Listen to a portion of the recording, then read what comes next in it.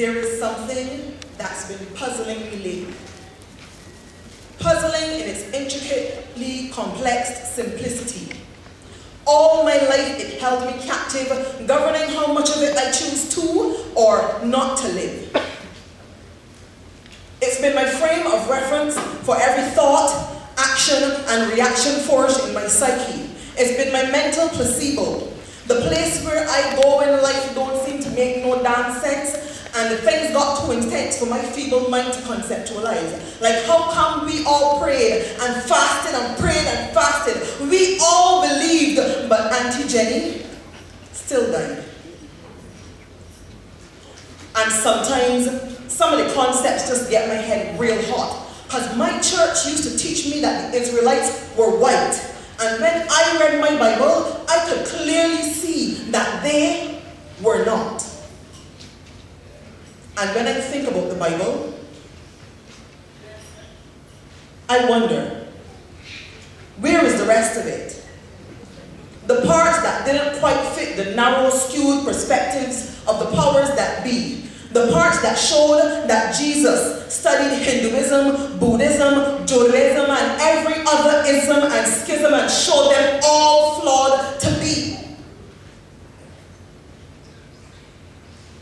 And when I think about Jesus, I reasoned one time that really couldn't be his last name.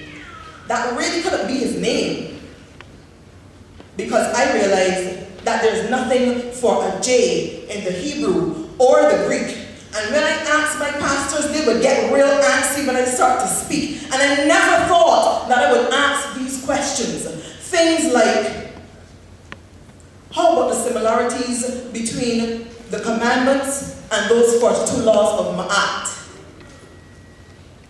Did anybody ever see? And if they did, how come nobody ever told me?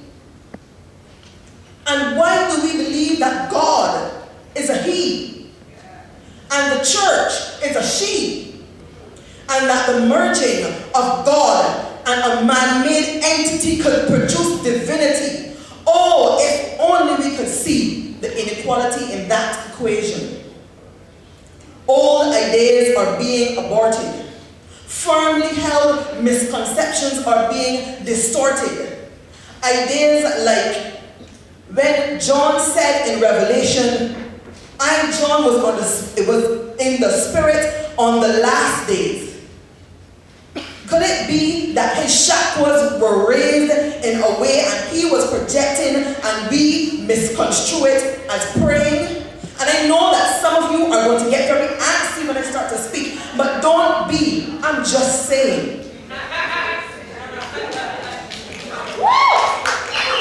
Could it be that there is more to it than going to church on Saturday or Sunday and praying and singing 3 hymns and listening to the pastor and waiting a week to do it over and over again?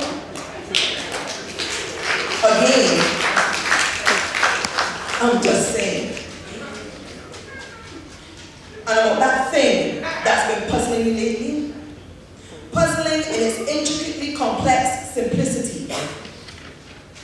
Over the years, some have called it vanity.